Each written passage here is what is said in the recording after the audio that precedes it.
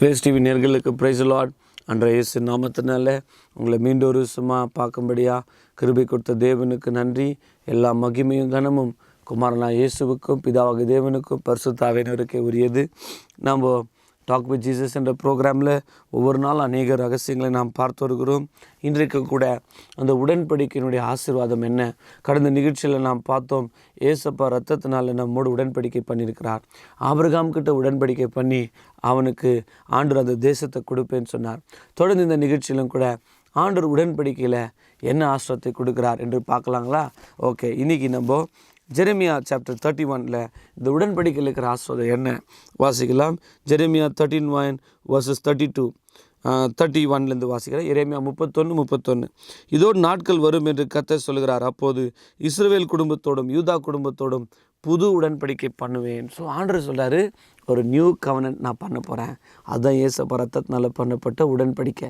அப்போ அந்த உடன்படிக்கையில் என்ன பிளெஸ்ஸிங்? போன நிகழ்ச்சியில் ஆபிரகாமை பற்றி நம்ம பார்த்தோம், தேசத்தை கொடுப்பேன்னு ஒரு உடன்படிக்கை. இன்றைக்கி புது உடன்படிக்கையில் என்ன ஆசீர்வாதம்? 32 நான் அவர்கள் பிதாக்களுக்கு எகிப்து தேசத்திலிருந்து அழைத்து வர கைப்பிடித்த நாளில் அவர்களோடு பண்ணின உடன்படிக்கையின்படி அல்ல, எனில் நான் அவர்களுக்கு நாயகராயிருந்தோம். அந்த என் உடன்படிக்கை அவர்கள் மீறி அவமாக்கி போட்டார்கள். இஸ்ரேல் ஜனங்களை பார்த்து ஆண்டவர் சொல்றாரு, நான் பண்ண அந்த உடன்படிக்கையில் நான் இஸ்ரேல் ஜனங்களுக்கு நாயகராக இருந்தேன். நாயகர் என்று சொன்னால் ஒரு வீட்டினுடைய எஜமான் அல்லது வீட்டினுடைய கணவன், வீட்டினுடைய எல்லா பொறுப்புக்கும் ஒரு தலைவனாக இருக்கக்கூடியவன், அவர் தான் அந்த நாயகர். இங்கே ஆண்டவர் சொல்கிறாரு, நான் இஸ்ரேல் ஜனங்களுக்கு உடன்படிக்கை பண்ணப்பட்ட என் பிள்ளைங்களுக்கு நான் நாயகராக இருந்தேன். எப்படி ஒரு வீட்டில் ஒரு கணவன் வீட்டுக்கு என்ன தேவையோ மனைவியை போஷிக்கிறார், பிள்ளைங்களை போஷிக்கிறாரு, அந்த பிள்ளைங்களுக்கு தேவையான காரியத்தை கொண்டு வந்து கொடுக்குறாரு. அவர் அவ்வளோ கஷ்டப்பட்டு வேலை செய்கிறார். ஏன் அப்படின்னா அந்த குடும்பத்தை போஷிக்கணும். நம்ம ஆண்டவர் பாருங்கள், அவர் சொல்கிறார், என் ஜனங்களுக்கு நான் ஒரு நாயகராக இருந்தேன். அப்போ உடன்படிக்கையில் ஆண்டவர் இயேசு நமக்கு எப்படி இருக்கிறாரா? ஒரு மணவாளன், ஒரு மணவாட்டி ஆகிய சபை. நம்ம ஏசப்பா ரத்தத்தினால வந்த பிள்ளைங்க மணவாட்டி சபை.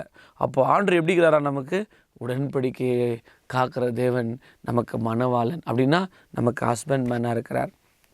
ரெண்டாவது, அவர் என்ன செய்கிறார்? அந்த புது உடன்படிக்கையில் வாசிக்கலாம் 33 அந்நாட்களுக்கு பிற்பாடு நான் இஸ்ரேல் குடும்பத்தோடும் பண்ண போகிற உடன்படிக்கையாவது நான் என் நியாயப்பிரமாணத்தை அவர் உள்ளத்திலே வைத்து அதை அவர் இருதயத்தில் எழுதி பாருங்களேன்.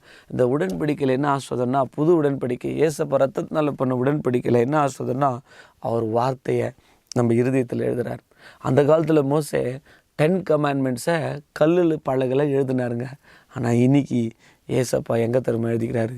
நம்ம உள்ளத்தில் அவருடைய வார்த்தை எழுதப்பட்டிருக்குது. ஒரு நாள் நான் ஒரு நிகழ்ச்சியை பார்த்தேன், ஒரு யூடியூப்பில் ஒரு கண்ணு தெரியாத ரெண்டு கண்ணு தெரியாத ஒரு ஹேண்டிகேப் பர்சன், அவர் பிளைண்டாக இருக்கிறாரு. அவரை பார்த்து பைபிளில் எந்த வசனம் கேட்டாலும் சொல்கிறார், பைஹாட்டாக முழு பைபிளில் பைஹாட் பண்ணிக்கிறார். ஏன்? அவரை பார்த்து கேட்குறாங்க, எப்படிப்பா அப்படின்னா டெய்லி வாக்மேனில் ஒரு சாப்டர் கேட்டு மைண்டை ரெஜிஸ்டர் பண்ணுவாராம். பிரியமானே, அந்த உடன்படிக்கை என்ன அர்த்தம்? அவருடைய வார்த்தை என் மனசில் இருக்குது, என் இருதயத்தில் இருக்குது. இன்றைக்கி உங்கள் இருதயத்தில் என்ன இருக்குது? ஏசப்பா ரத்தத்தில் உடன்படிக்கை பண்ணப்பட்ட பிள்ளைகளுக்கு இந்த புது வருஷத்தில் இன்னும் கசப்பு, இன்னும் விரோதம், இன்னும் வைராக்கியம், இன்னும் சண்டை பகை வச்சிருந்தா எப்படி நம்ம ஆண்டவரை சந்திக்க முடியும்? உங்கள் இருதயத்தில் கர்த்தருடைய வார்த்தை எழுதுவாராக. ரெண்டாவது, நான் அவர்கள் தேவனாயிருப்பேன். ஆண்டவர் சொல்றார், டிவைன் ஓனர்ஷிப். நான் என் ஜனங்கள் யாருக்கெல்லாம் நான் உடன்படிக்கை என்னோட ரத்தத்தில் உடன்படிக்கை பண்ணியிருக்கிறாங்களோ அவங்களுக்கு நான் தேவனாக இருப்பேன். So God is telling, I will be there God. That means even he is telling that I am their God. It speaks of divine ownership. அவர் முழு பொறுப்பு எடுத்துக்கிறார். நான் பார்த்துக்கிறேன், நான் செய்வேன். ஆண்டவரே அவர் நம்மை போஷிப்பார், ஆண்டவரே நம்மை நடத்துவார். இஸ்ரேல் ஜனங்களுக்கு வானத்தில் மன்னாவை கொடுத்து அவங்கள போஷித்தார். அதிகாலை 5 மணிக்கு மன்னா வந்துடும். தண்ணி வேணும்னு கேட்குறாங்க, பாறையிலேருந்து தண்ணி கொடுத்தார். அவங்களுக்கு கறி வேணும்னு கேட்குறாங்க, காடைகளை கொடுத்தார். ஆண்டவர் நல்லவர், இயேசு நல்லவர், அவர் போஷிக்கிறவர். அவர் சொல்கிறார், நான் உன் தேவனாக இருப்பேன். அப்போ உடன்படிக்கையில் என்ன ஆசீர்வாதம்? I will be your God. Next என்ன ஆசீர்வாதம்? உங்கள் வசனத்தை இருதயத்தில் எழுதுவேன். அது மாத்திரமல்ல, அவர்கள் என் ஜனங்களாக இருப்பார்கள். You are God's people, you are a chosen people, you are a God's race, you are இது made in the image of God. Your God. ஆண்டவர் சொல்கிறார், நீங்கள் தேவர்களாக இருக்கல, தேவனுடைய பிள்ளைகள் நம்போம். பிரியமானே, அவருடைய ஜனம் நம்போம். அவருடைய ஜனத்துக்காக ஆண்டவர் என்ன செய்ய மாட்டார்? எல்லாமே செய்வார். வேதம் சொல்லுது, கர்த்தர் மெய்யாகவே அவருடைய ஜனங்களை நேசிக்கிறார். வாசிக்கலாம். உபாகம் 31ஆம் அதிகாரத்தில் கர்த்தர் தம்முடைய ஜனங்களுக்கு என்ன செய்கிறாருங்க? உபாகம் 31ஆம் அதிகாரம் 3ஆம் வசனம். உன் தேவனாகிய கர்த்தர் தாமே உனக்கு முன்பாக கடந்து போவார், அவரே உனக்கு முன்னின்று. பாருங்களேன், தேவன் தம்முடைய ஜனங்களுக்கு முன்னாதாக போகிறவராக இருக்கிறார். அது மாத்திரமல்ல, அது உபாகம் 32:9 கர்த்தருடைய ஜனமே அவருடைய பங்கு. So God's people are is portion. அவருக்கு சொத்து மாதிரி இங்கே தேவ ஜனம். இப்போ ஆண்டவர் உன்னை என்னை பார்த்து நீ தான் என்னுடைய ஜனம் அப்படின்னா என்ன அர்த்தம்னா, நீ அவருடைய சொத்தாக இருக்கிறார். அதே உபாகம் 33:3 டியூட்டரானமி 33:3 மெய்யாகவே அவர் ஜனங்களை சிநேகிக்கிறார். பாருங்கள், மெய்யாகவே கர்த்தர் அவருடைய பீப்புளை அதிகமாக நேசிக்கிறார். பிரியமானே, இன்னைக்கு அந்த தேவனாகிய கர்த்தர் நம்மோடு கூட இடைப்படுவார். ஸோ அவரே நம்மை கர்த்தரே நம்ம சம்பத்து ஆஸ்வதித்து நம்முடைய கிரியின் மேல் பிரியமாக இருந்து பாருங்களேன், நமக்கு பகைக்கிற விரோதமாக எழும்புகிறவர்கள் எழுந்திராதபடி அவர்கள் இடுப்புகளை நொறுக்கி போடுவார். பாருங்களேன், ஆண்டவர் மெய்யாகவே நமக்காக யுத்தம் செய்கிறார். God loves his people. அதே பாருங்கள், அதே உபாகம் 32:36 கர்த்தர் தம்முடைய ஜனங்களை நியாயத்தீர்ப்பார். God will judge his people. So கர்த்தர் தம்முடைய ஜனங்களை நேசிக்கிறார். கர்த்தர் தம்முடைய ஜனங்களுக்கு சகாயம் செய்கிறார். ஸோ எக்ஸோடஸ் 14 நம்ம வாசிக்கிறோம், கர்த்தர் தம்முடைய ஜனங்களுக்கு யுத்தம் செய்வார். ஸோ இந்த நியூ டெஸ்ட்மெண்ட்டில் ப்ராமிஸ்னா, நான் அவர்கள் தேவனாக இருப்பேன், அவர்களின் ஜனங்களாக இருப்பார். ஸோ கர்த்தர் இந்த வருஷத்தில் உங்களுக்கு வாக்கு கொடுக்குறாரு, அவர் உனக்கு தேவனாக இருப்பார், நீ அவருடைய ஜனம். அவர் தேவனாக இருக்கிறார் என்ன அர்த்தம்? எல்லாமே அவர் பொறுப்பெடுத்துக்கிறார், அவர் போஷிக்குவார். he will take divine ownership. ரெண்டாவது, அவரே அவருடைய ஜனங்களாக இருப்பீங்க நீங்கள். So you are God's people. அப்புறம் அது மாத்திரமல்ல, 34 இனி ஒருவன் தன் அயலானை நோக்கி ஒருவன் தன் சகோதரன் நோக்கி கர்த்தரை அறிந்து கொள் என்று போதிப்பதில்லை.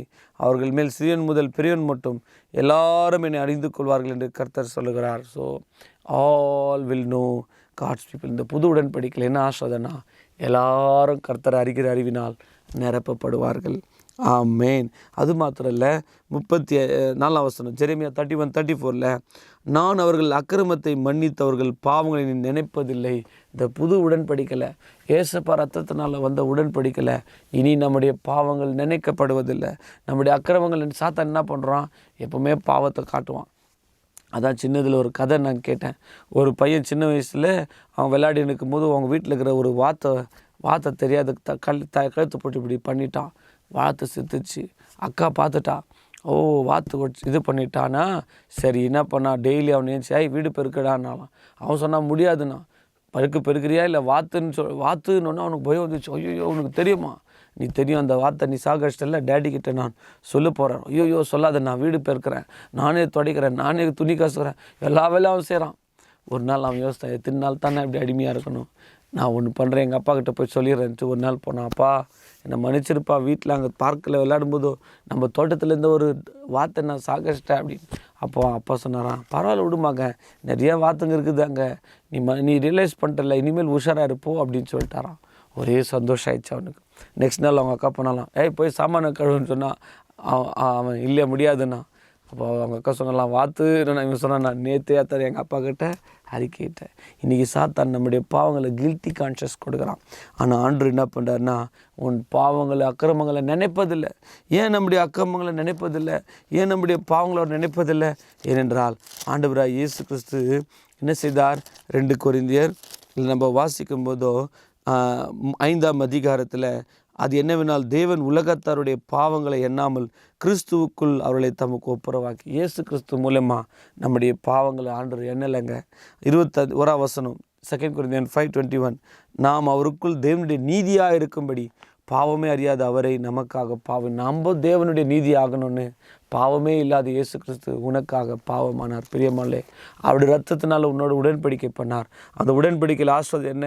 அவர் உனக்கு ஹஸ்பண்டாக இருக்கிறார், அவர் உனக்கு நாயகரா தலைவரா உங்கள் வீட்டு எஜமானாக இருக்கிறார். ஏசப்பா அவரே போஷிப்பார், நடத்துவார், தேவைகளை சந்திப்பார், எவ்வளோ வேணாலும் கேட்டாலும் கொடுப்பார். அப்புறம் வாசிக்கிறோம், கர்த்தர் அந்த ஜனங்களுக்கு அவருடைய முதல்ல உடன்படிக்கையில் புது உடன்படிக்கை ஏசப்ப ரத்தத்தினால நம்ம அவருடைய இருதயத்தில் அவர் வார்த்தை எழுதுகிறார். அவர் நமக்கு தேவனாக இருக்கிறார், நாம் அவருடைய ஜனங்களாக இருப்போம். எல்லாருக்கும் கர்த்தர் அறிகிற அறிவை கொடுத்து நம்ம பாவங்கள் அக்கிரமங்களை அவர் நினைப்பதில்லை. கர்த்தர் இந்த வசனத்தை ஆசீர்வதிப்பாராக. பிதாவே கொடுத்த வசனத்தை ஆசீர்வதியும். விதைக்கப்பட்ட வசனம் 100 மருமா பலன் தரும்படியா பரிசுத்தாருடைய உதவிக்காக ஸ்தோத்திரம் செலுத்தி புது உடன்படிக்கையின் ரத்தத்தை இந்த டெலிவிஷனில் பார்த்து கொண்டு ஒவ்வொருத்தரும் எல்லாம் புது உடன்படிக்கை ரத்தத்தை தெளிக்கிறே ஏசப்பா. ஒவ்வொருத்தருக்கும் விடுதலை, சமாதானம், சந்தோஷம் உண்டாவதாக இயேசு கிறிஸ்துவின் நாமத்தில் வேண்டுகிறோம் பிதாவே. ஆமீன். God bless you all.